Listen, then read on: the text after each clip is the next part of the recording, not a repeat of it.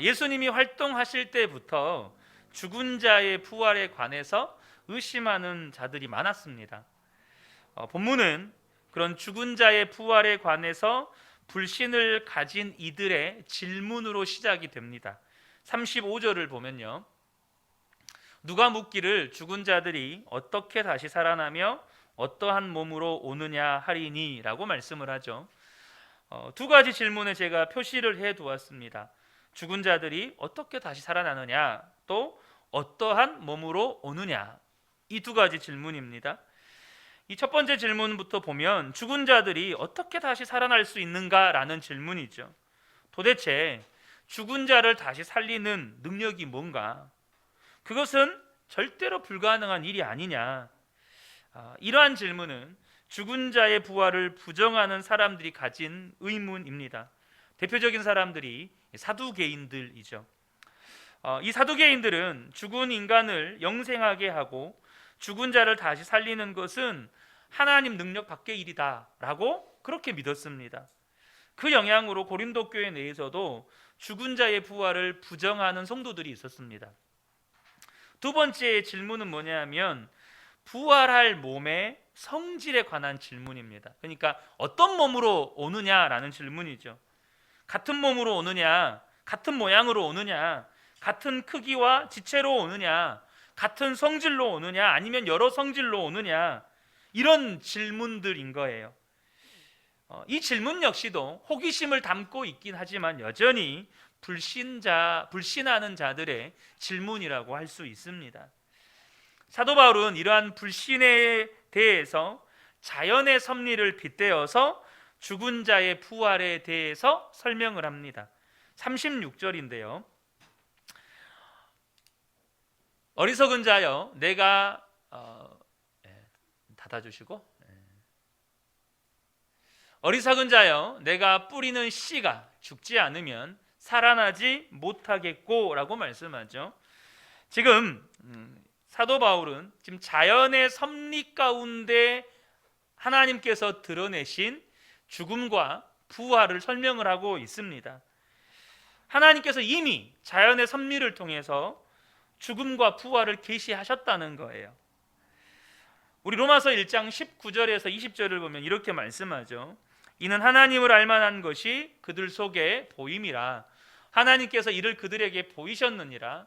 창세로부터 그의 보이지 아니하는 것들 곧 그의 영원하신 능력과 신성이 그가 만드신 만물에 분명히 보여 알려졌나니 그러므로 그들이 핑계하지 못할지니라. 여러분, 이거 믿으시죠? 우리가 보고 있는 자연 만물 속에 하나님이 계시다는 것을 주님은 이미 일반 계시로 나타내셨습니다. 죽음과 부활 역시 이 자연의 섭리 가운데 그대로 하나님은 나타내셨다는 거예요. 여러분, 이 자연의 섭리 가운데 있는 죽음과 부활의 신비가 뭘까요? 씨가 땅 속에 심겨지면 다시 살아나기 전에 반드시 그 씨는 죽어야 합니다. 그렇죠? 죽지 않은 씨는 다시 살아날 수가 없어요. 그 씨가 죽어야만 거기서 싹이 날 뿐만 아니라 그렇게 다시 살기 위해서는 씨는 반드시 죽어야 합니다. 우리가 매년 자연의 섭리 속에서 이 죽음과 부활은 매년마다 반복해서 일어납니다. 그러니까 지금 이것을 우리가 일평생 자연의 섭리 속에서 씨가 땅에 뿌려지고 땅에 심겨지고 그 씨가 죽고 거기서 새 생명이 다시 태어나는 것을 반복적으로 보고 있으면서도 하나님께서 죽은 자를 부활시키시는 이 하나님의 신성한 능력을 의심하는 것은 어리석은 일이라는 거예요. 우리는 이미 자연 속에서 이 죽음과 부활을 너무나도 자연스럽게 보고 있죠. 그런데 더 놀라운 사실이 뭔지 아세요? 너무나 많은 사람들이 그 자연 속에 하나님께서 감춘 게 아니에요. 드러내 보여놓으신 거예요. 그 죽음과 부활을 보고 있으면서도 신기해하거나 놀라워하지 않는다는 것이 더 놀라운 거예요. 그리고 그것과 똑같이 하나님께서 예수 그리스도 안에서 죽은 자를 살리시겠다는 이 놀라운 축복을 사람들은 불신하고 부정하려고 해요. 여러분, 부활이 너무나도 확실하기 때문에 하나님은 이미 그 부활의 확실성을 그냥 자연의 섭리 가운데 일반 계시로 그냥 드러내 보여주신 거예요. 여러분, 신기하지 않으세요? 저만 신기한가요? 여러분, 그렇게 하신 거예요. 근데 왜 사람들은 그 이미 자연에서부터 하나님께서 계시해 놓은 이 죽음과 부활, 그리고 동일하게 그리스도 안에서 죽은 자들을 그렇게 하나님의 신성한 능력으로 이 부활시키시겠다는 이 놀라운 축복을 사람들은 불신하고 부정하려고 할까요? 로마서 1장 24절 보겠습니다. 그래서 하나님께서는 사람들이 원하는 대로 죄악된 행동을 하도록 내버려 두셨습니다. 여기에 보시면 하나님을 부정하는 자들에 대한 마음 상태를 소개하는데, 그들의 마음 가운데 있는 그 마음의 핵심이 뭘까요? 사람들이 원하는 대로, 그러니까 그들 마음 안에는 자기 마음대로 살고 싶은 마음이 있는 거예요. 나는 내 마음대로 살고 싶어. 내가 하고 싶은 대로 하면서 살고 싶어. 내 뜻대로 살고 싶어. 내 뜻대로 살고 싶으니까 28절 상반절에 또한 그들이 마음에 하나님 두기를 싫어하며, 사람들은요 자기 마음에 원하는 대로 죄악된 행동을 하면서 살고 싶어서 마음에 하나님 두기를 싫어한다는 거예요. 하나님이 내 마음에 계시면 내 마음대로 살 수 없으니까 자기 마음대로 살고 싶어서 마음에 하나님 두기를 싫어한다는 거예요. 그런데 그렇게 마음에 하나님 두기를 싫어하면 마땅히 보일 것이 안 보인다는 거예요.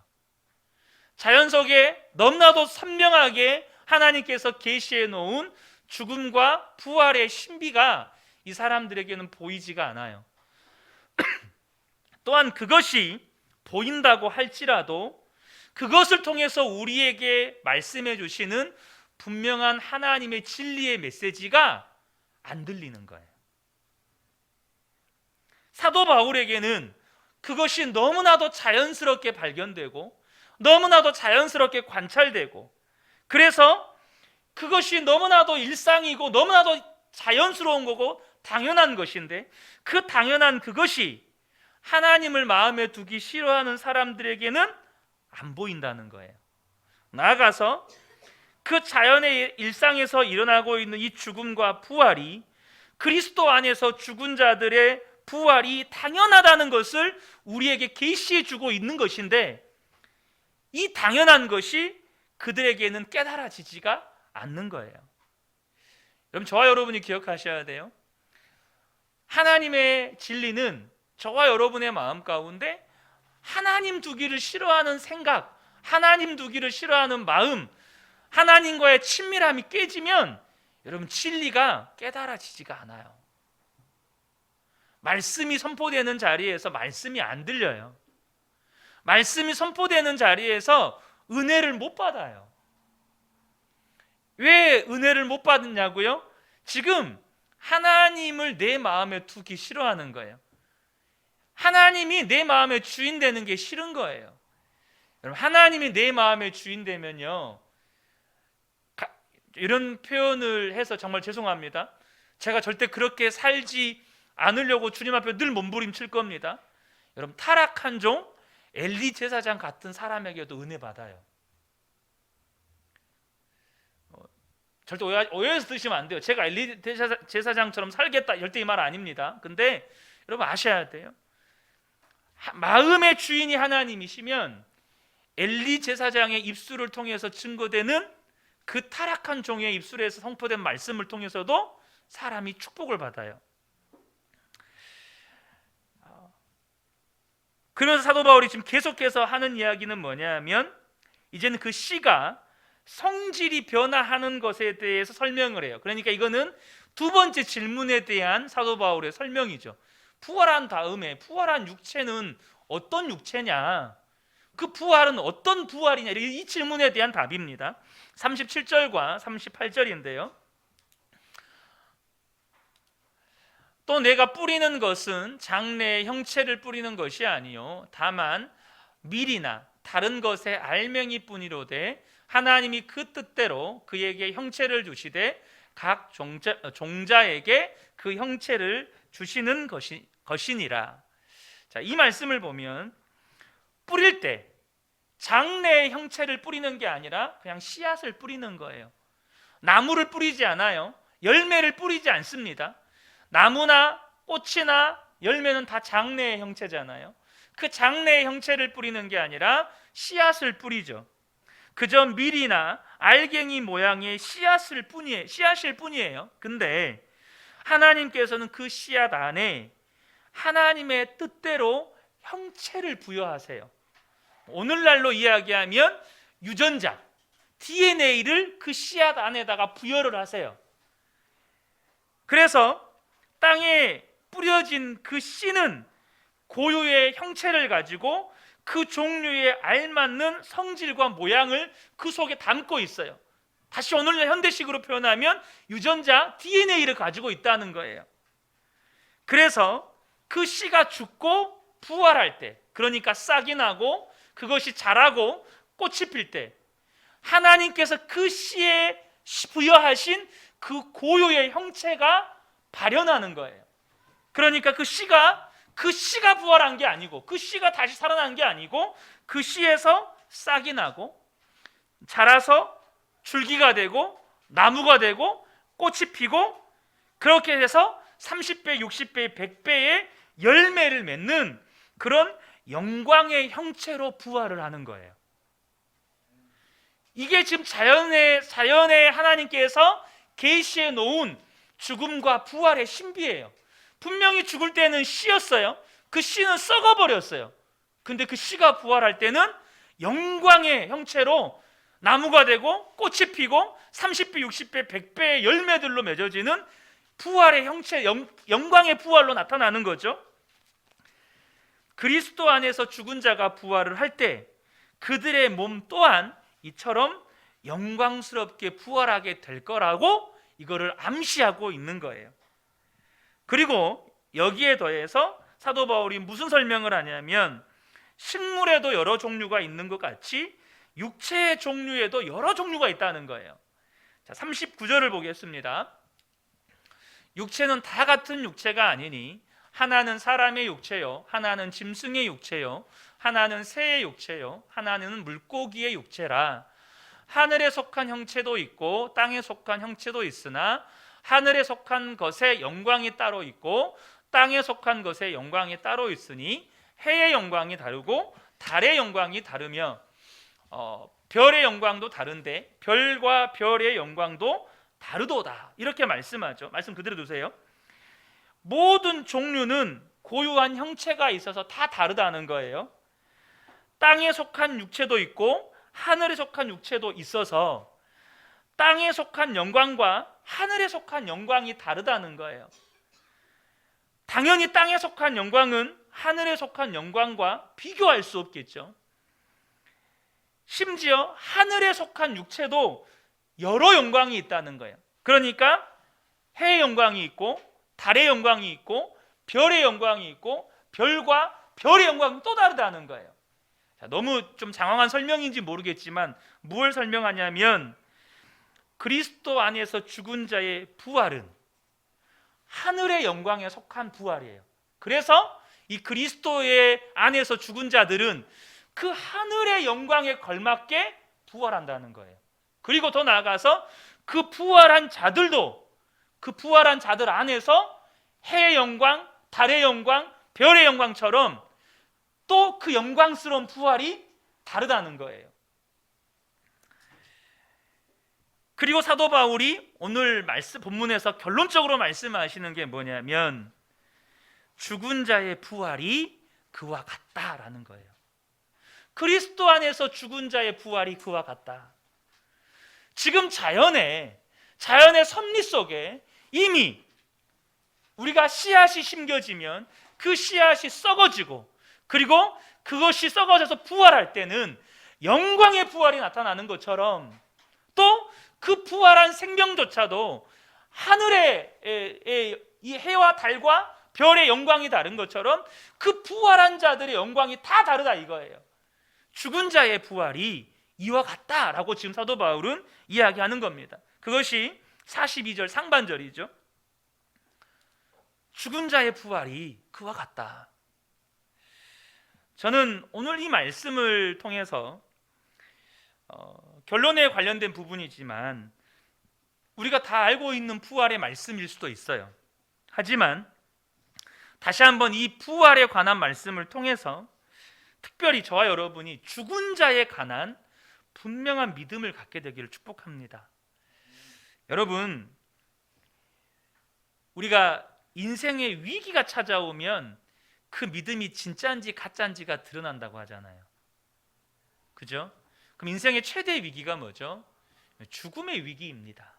사랑하는 사람의 죽음이 됐든 혹은 당사자의 죽음이 됐든 병원에 가서 진단을 해보니 3개월밖에 못 살 것 같습니다 라고 진단이 났을 때 그때 나오는 반응이 진짜 믿음인지 가짜 믿음인지가 나타나는 거예요. 그렇게 믿음이 좋은 것 같다가도 그 죽음의 위기 앞에서 그 믿음의 실체가 드러나는 것들을 저는 지금까지 목회 현장에서 종종 보아왔습니다. 죽음 앞에서 많은 사람들이 이 믿음의 민낯을 드러내요. 저는 예수님을 믿는다고 하는 분들을 이렇게 장례식장에서도 직접 가보고 또 죽음을 앞두고 있는 호스피스 병동에도 가보고 다양한 분들을 만나면서 정말 안타까운 경우들이 있어요. 믿음의 반응을 못하는 경우예요. 믿음의 반응을 못하고 정말로 그 죽음의 위기 앞에서 두려움에 떨고 공포에 떨고 그러는 거예요. 여러분, 저와 여러분이 그리스도 안에 있는 게 분명하다면 죽음이 주는 은혜도 있어요. 아멘이십니까? 그리스도 안에 있으면 모든 것이 합력해 선을 이루거든요. 주님 그렇게 말씀하셔요. 예수 그리스도 안에 있으면 모든 것이 합력해서 선을 이루어요. 그러면 죽음조차도 주님은 죽음에서 승리하셨잖아요. 사망 권세 이기고 승리하셨잖아요. 그렇기 때문에 저와 여러분이 죽음조차도 은혜의 통로가 될 수 있는 거예요. 만약에 예수님이 사망 권세를 극복하지 못하셨다면, 사망 권세를 이기고 부활하지 못하셨다면 죽음은 절대 믿는 자들에게 있어서 은혜의 도구가 될 수가 없어요. 절대 믿는 자들에게 죽음은 극복하지 못한 대상이기 때문에 여전히 공포의 대상이고 여전히 두려움의 대상이고, 그래서 죽음이라고 하는 또 다른 신을 숭배하는, 여러분, 그런 또 다른 이름의 신이 하나 등장했을 거예요. 죽음의 신. 우리가 그리스 헬라 철학에서 하데스라고 이야기하죠. 마찬가지로 그러나 예수 그리스도께서 죽음을 극복하셨기 때문에, 예수 그리스도께서는 죽음을 극복하셔서 우리에게 부활 생명을 주셨기 때문에 저와 여러분에게는 죽음도 은혜의 도구가 된다는 거예요. 전도서 7장 1절에서 4절을 보면 솔로몬이 이런 고백을 합니다. 좋은 이름이 좋은 기름보다 낫고 죽는 날이 출생하는 날보다 나으며 초상집에 가는 것이 잔치집에 가는 것보다 나으니 모든 사람의 끝이 이와 같이 됨이라. 산자는 이것을 그의 마음에 둘지어다. 너도 저렇게 인생이 끝난다는 사실을 늘 마음에 두고 살아야 된다, 이 말씀입니다. 그러면서 슬픔이 웃음보다 나음은 얼굴에 근심하는 것이 마음에 유익하기 때문이니라. 지혜자의 마음은 초상집에 있으되 우매한 자의 마음은 혼인집에 있느니라. 뭘 이야기하는 거죠? 여러분, 그리스도 안에 있으면 죽음도 유익이 돼요. 우리가 경험하는 수많은 죽음의 사건들조차도 우리에게 은혜의 통로가 된다는 거예요. 여러분, 사랑하는 사람의 죽음을 통해서도 하나님께서는 그분에게 주시는 은혜가 있고 메시지가 있고 위로가 있고 하나님께서 주는 진리의 말씀이 있는데 전혀 보지도 듣지도 누리지도 못하는 거예요. 믿음이 없으면. 여러분, 당장 죽음이라고 하는 건요, 모든 인생은 반드시 죽는다는 진리를 우리에게 가르쳐줘요. 또한 죽음이 끝이 아니고 반드시 죽음 다음에 하나님의 심판과 영원한 천국과 지옥이 있다는 것을 우리에게 또한 가르쳐줘요. 그래서 죽음을 반드시 잘 준비해야 한다는 것을 우리에게 가르쳐줍니다. 그래서 여러분, 저와 여러분이 죽음 앞에 서면 다 겸손해져요. 영원한 하나님을 바라보게 도와줘요. 영원한 천국을 소망하게 도와줘요. 그래서 여러분, 믿는 자들에게 장례식장은요, 어떤 의미로는 부흥의 현장이에요. 부흥의 현장. 저는 그것을 정말 우리 신종백 집사님께는 죄송한 말씀이지만, 제가 교회 개척을 하고 우리 임경숙 권사님 장례식을 집례하면서 정말로 장례식장은 부흥의 현장이구나라는 것을 제가 정말 절실하게 느꼈던 때가 있었어요.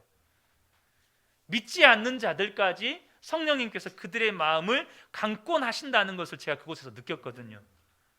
그냥 선포되는 메시지에 나도 모르게 계속해서 성령님께서 강력하게 선포하게 하시고 믿지 않는 가족들까지 복음으로 강권하게 하시는 것을 그곳에서 느꼈어요.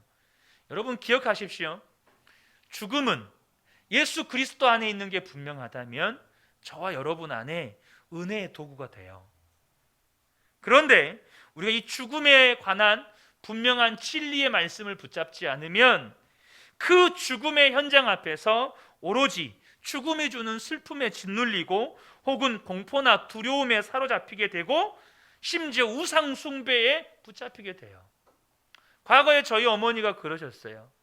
저희 어머니가 제 남동생이 죽고 난 다음에 그때 당시에 농사일이 너무 많고 또 혼자 안 믿는 종갓집 집안에서 예수를 믿다 보니까 너무너무 힘이 들어서 신앙생활을 쉬고 계셨어요. 근데 동생이 딱 죽고 나니까 어머니가 공포에 붙잡혀서 집에를 못 들어오셨어요. 집이 너무 무서운 거예요. 집이. 그것을 잊어보려고 제 기억에 제가 초등학교 5학년 때 어머니가 소주 대병에 반병을 혼자 밤에 드셨어요. 반병을. 술을 안 드시는 분인데 잊어보려고. 근데 새벽에 갑자기 이렇게 구토하는 소리, 통곡하는 소리가 들리니까 어머니가 그 괴로운 마음에 술로 잊어보려고. 근데 어머니가 막 구토하고 계시더라고요. 그래서 그때 어머니가 처음으로 점을 보러 가고 구술을 하셨어요. 여러분, 우리가요, 죽음에 관한 분명한 진리의 말씀 앞에 서지 않으면, 죽음과 부활에 관한 분명한 진리의 말씀을 붙잡지 않으면 죽음은 우리에게 두려움의 대상이 되고 공포의 대상이 되고 심지어 우리를 우상 숭배로 이끌어버리는 그런 노릇을 한다니까요. 물론 지금 저희 어머니는 누구보다 열심히 저를 위해서 기도하시는, 저희 가정을 위해서 기도하시는 기도의 사람이세요. 중요한 건 저와 여러분이 오늘 이 본문의 말씀을 통해서 이미 자연에도 하나님께서 계시해 두신 죽음과 부활에 관한 너무나도 선명한 진리, 오직했으면 이게 너무나도 복음에서 중요한 내용이기 때문에 성경에만 기록해 놓은 게 아니고 자연에다가 그냥 그렇게 하나님 써놓으셨겠어요. 예수 그리스도 안에 있는 자들은 이렇게 부활한다. 예수 그리스도 안에 있는 자들은 이렇게 부활해. 너희들이 이 죽음과 부활에 관한 분명한 진리를 붙잡고 살아야 되는 거야. 이거 말씀해 주시는 거예요. 사도 바울은 죽은 자의 부활도 그와 같으니라고 하면서 그리스도 안에서 죽은 자의 부활의 영광을 소개합니다. 그걸 세 가지로 결론적으로 나누고 싶은데요. 사도 바울이 소개하는 그리스도 안에서 죽은 자가 얻게 될 부활의 영광, 그 첫 번째는 뭐냐면 사망의 권세에서 해방된다는 거예요. 본문 42절 하반절을 보면 썩을 것으로 심고 썩지 아니할 것으로 다시 살아나며 라고 말씀합니다. 여러분, 죽은 자를 땅에 묻는 것은 씨앗을 심는 것과 같습니다.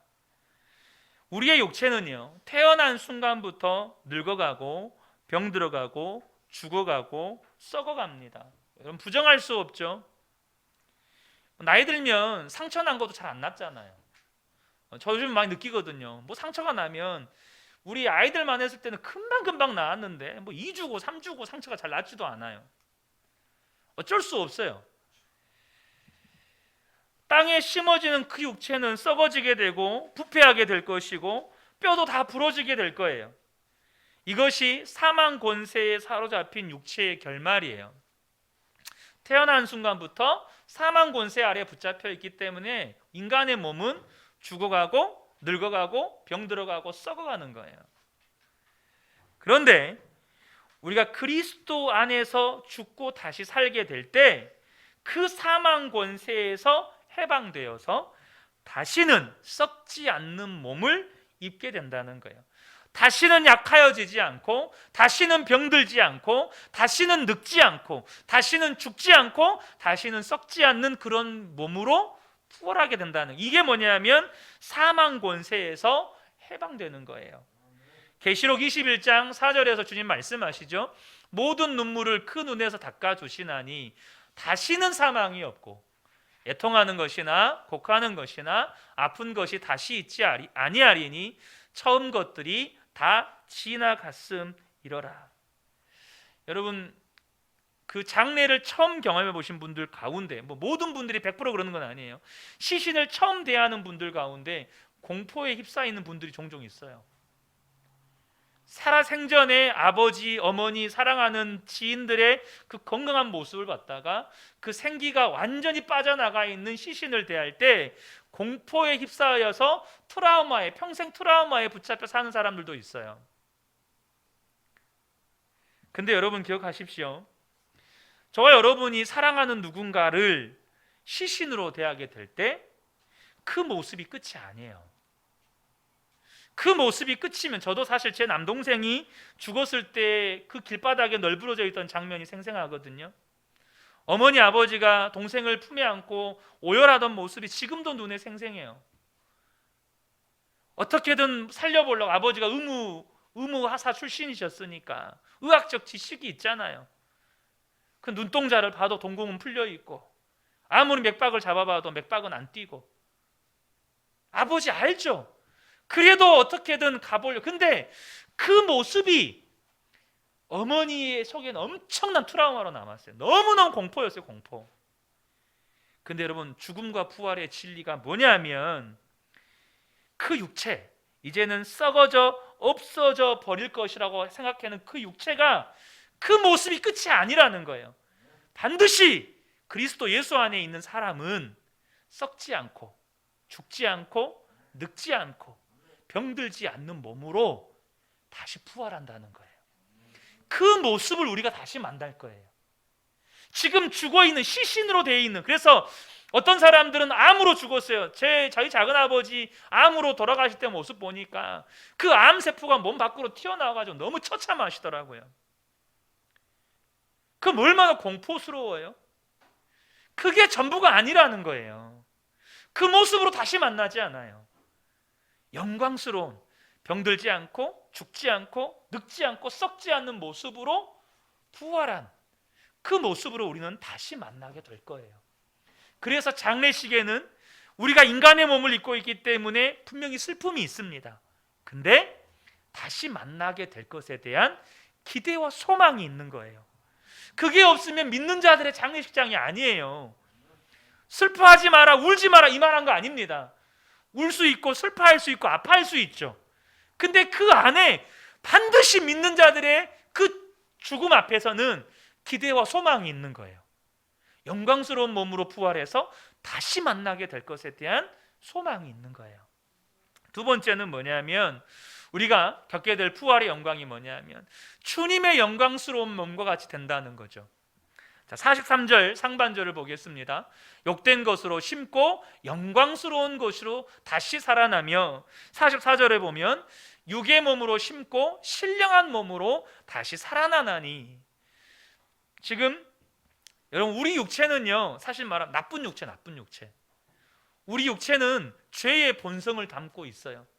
이게 무슨 말이냐면 우리의 몸은요, 끊임없이 죄에 이끌리는 몸입니다. 우리 몸은 살아있는 동안에 끊임없이 죄와 싸워야 돼요. 사도 바울이 그러잖아요. 오라 나는 공고한 사람이로다. 이 사망의 몸에서 누가 나를 건져내랴. 사망의 몸이에요. 왜 사망의 몸입니까? 이 육체가 끊임없이 죄에 이끌려요. 죄에. 음행, 더러운 것, 갈라디아서 5장 말씀이죠. 음행, 더러운 것, 호색, 우상숭배, 주술, 원수 맺는 것, 분쟁, 시기, 분냄, 당짓는 것, 분열함, 이단, 투기, 술취함, 방탕함. 육체의 일은 현저하니 하면서 말했던 그 모든 그 더러운 죄에 우리의 몸이 끌려가요. 끌려가. 그것과 안 끌려가기 위해서 우리는 죽을 때까지 싸워야 돼요. 그런데 우리가 부활하는 그날에 이러한 몸이, 이러한 나쁜 몸이, 이러한 죄하고 끊임없이 끌려가면서 싸워야 할 우리의 몸이 주님의 영광스러운 몸으로 변화된다는 거예요. 이 말이 무슨 말일까요? 이 땅에서 모든 죄의 찌꺼기에서 정결하게 되어서 이제는 더 이상 죄에 끌리지 않는 몸, 더 이상 죄에 반응하지 않는 몸, 거룩하고 순결하고 신령한 영광스러운 몸으로 변화되는 거예요. 얼마나 감사합니까? 죄에 안 끌린대요. 여러분 소망되지 않으세요? 분노할 일이 없어요. 누구를 미워할 일이 없어요. 상처받을 일도 없어요. 내가 음행에 끌릴 일도 없어요. 누군가를 미워하고 시기하고 질투할 일도 없어요. 그냥 사랑만 돼요. 내 몸이 그냥 사랑만 돼. 사랑만. 얼마나 놀랍습니까? 우리가 이 땅에 살면서 괴로운 게 뭐예요? 사랑이 안 되니까 괴롭잖아요. 용서가 안 되니까 괴롭잖아요. 죄에 자꾸 내 몸이 이끌리니까 괴롭잖아요. 근데 내 몸이 이제는 죄에 안 끌려요. 주님의 영광스러운 몸과 같이 변화되어서. 저는 우리 그은혜교회 모든 성도님들이 이 땅에서는 죽는 그날까지 죄와 피 흘리기까지 싸우다 보면 이게 얼마나 가치 있는 일인지 알아요. 여러분 죄와 싸우는 거 안 힘드세요? 저 힘들던데? 죄와 싸우는 거 힘들잖아요. 근데 죄와 피 흘리기까지 싸우다 보면 그 주님과 같은 영광스러운 몸으로 변화된다는 것, 더 이상 내가 죄에 반응하지 않게 된다는 것, 이게 얼마나 놀라운 소망인 줄 알아요. 얼마나 큰 축복이에요 이게. 세 번째는 신령한 생명을 얻어서 새 힘을 갖게 된다는 거예요. 자, 43절 하반절입니다. 약한 것으로 심고 강한 것으로 다시 살아나며 라고 말씀합니다. 자, 우리의 몸은요, 우리 몸이 죽으면 사망의 지배 아래에 있어요. 그러니까 이 몸이 모든 활력과 생명과 힘을 다 박탈당한 채 땅에 묻히죠. 죽어버린 우리의 몸은 움직일 수가 없어요. 여러분 죽어보셨나요? 안 죽어보셨죠? 저는 이 죽어보는 것을 간접적으로는 체험해봤어요. 우리 하나님 이번에 수술하면서 아마 이제 한번 체험해봤을 것이고, 저도 몇 차례 수술을 하면서 간접적으로 체험을 해봤는데, 저 같은 경우는 이제 그 하반신만 수술을 하기 때문에 하반신 마취를 합니다. 하반신 마취. 그리고 이제 수면제로 재워놓고 수술을 하는데, 제가 두 번째 수술인지 세 번째 수술인지 정확히 기억이 안 나는데, 이렇게 하반신 마취제를 투여를 하고 수면제로 잠을 재웠는데, 아직 하반신이 다 마취가 되기 전에 잠을 재워놓는 바람에 아직 마취가 다 안 됐는데 의사가 집도를 해버렸어요. 그래서 제가 비명을 지르면서 깨어났어요. 수술실에서. 아! 하면서 제가 수술실에서 비명을 지르며 깨어났다니까요. 의사들이 다 놀랐어요. 근데 이제 뭐 깨어났지만 수면제가 투여된 상황이니까 잠에 취해 있는 거죠. 제가 지금 마취가 안 됐나 봐요 하면서 다시 스르르 잠이 들었어요. 근데 완전히 잠이 든 게 아니고 아직은 잠이 덜 든 상태에서 이제 수술을 시작하시는 거예요. 그러니까 톱으로 뼈를 자르는 소리, 이게 이제 다 느껴지는 거예요. 뭘 말하려고 하는 거냐면, 여러분 죽음에 들어갔다는 건 내가 아무것도 할 수 없다는 거예요. 아무것도 할 수 없어요. 지금 누군가가 내 몸에 칼질을 하고 톱질을 하는데 내가 아무것도 할 수가 없어요. 내 몸에 대고 칼질하고 톱질을 하는데. 죽음이 우리 몸에 대해서 가진 의미가 바로 이겁니다. 죽음이 우리 몸을 결박해버려요. 그런데 부활하게 되는 순간 그 모든 죽음의 결박이 끊어지고 우리 몸에 활력과 생명의 힘이 공급이 되는 거예요. 그리고 우리가 다시 살아날 때는 우리 육체는 그 이전의 육체의 생명을 가진 육체가 아니라 하늘의 신령한 생명을 가진 육체가 된다는 거예요. 새로운 힘을 가진 육체가 된다는 거예요. 그 생명은 강하고 영원하고 다시는 약하여지거나 다시는 썩어지지 않는 영원한 생명을 가진 육체가 되는 거예요. 사실 이 말씀이요, 다가올 미래의 말씀이잖아요. 누구도 경험해 보지 못한 말씀이에요. 그래서 이것을 성경에 기록된 것을 최대한 여러분들에게 현실감 있게 설명을 하려고 하지만 제가 여러 주석을 살펴봐도 이것이 말로 설명하기 또 글로 표현해내기에 한계가 있다라고 말씀하시는 주석가들이 많아요. 저도 거기에 전적으로 동의가 됩니다. 제가 한 간접 경험이나 또 혹은 하나님께 주신 감동을 쫓아서 드릴 수 있는 여러분들에게 드릴 수 있는 말씀이 전부예요. 그러나 그럼에도 불구하고 이 부활의 영광이 우리에게 얼마나 큰 소망이 되는지 몰라요. 이 부활의 영광을 소유한 사람들, 죽음과 부활에 관한 진리의 말씀을 붙잡은 사람들은 죽음 앞에서 절대 절망하지 않아요. 죽음 앞에서 좌절하지 않아요. 죽음 앞에서 그 믿음이 강하게 드러나요. 사랑하는 성도 여러분, 혹시 여러분들 중에 어떻게 죽은 자가 부활할 수 있나? 이건 불가능한 일이야. 이렇게 생각하는 분들 안 계시죠? 주님이 너무나도 이것을 강력하게 말씀하고 싶으셔서 성경에도 기록해 놓고 우리 자연에다도 막 매년마다 새롭게 갱신해 가면서 우리에게 말씀해 주세요. 봐, 이렇게 부활해. 이렇게 부활하는 거야. 똑바로 봐. 이렇게 부활하는 거야. 너희도 이거 믿어야 돼. 매년 계절이 바뀔 때마다 주님 우리에게 말씀해 주시는 거예요. 사랑하는 성도 여러분, 저와 여러분이 정말로 그리스도 안에 살다가 그리스도 안에서 죽는다면 우리 역시 이 부활의 영광을 취하게 되는 거예요.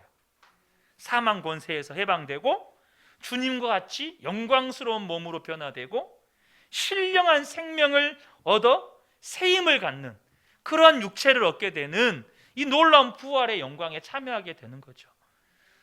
이 믿음은요, 죽음 앞에서 선명하게 드러납니다. 우리가 장차 내 사랑하는 사람이 됐든 내가 됐든지 간에 우리가 경험하게 될 그 죽음 앞에서 아, 진짜구나 이게 드러나는 거예요. 저와 여러분이 이 부활의 영광에 참여하는 복된 삶을 살아가시기를 예수님의 이름으로 축복합니다. 아멘. 우리 함께